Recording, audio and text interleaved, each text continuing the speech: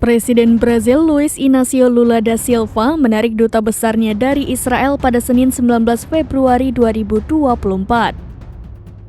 Langkah ini diambil setelah kedua negara saling berselisih terkait perang di Gaza.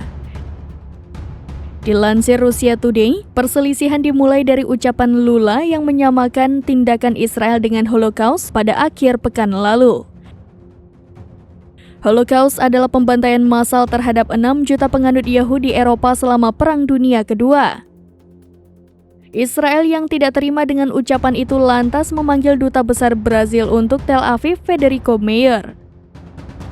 Kementerian Luar Negeri Israel menyebut ucapan Lula sebagai serangan antisemit yang serius.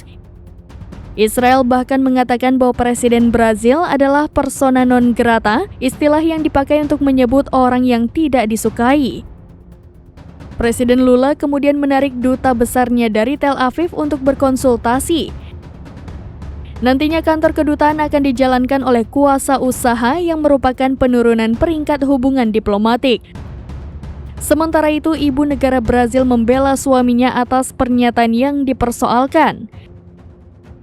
Menurutnya, ucapan sang suami merujuk pada Israel yang melakukan genosida, bukan orang-orang Yahudi.